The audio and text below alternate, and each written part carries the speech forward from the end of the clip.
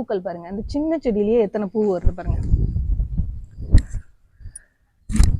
இந்த மாஞ்செடி பக்கத்துல நம்ம வந்து தேடி வாங்கிட்டு வந்து வச்சாலும் சரியா வராது அப்படின்னு சொல்லுவாங்க நிறைய பேர்.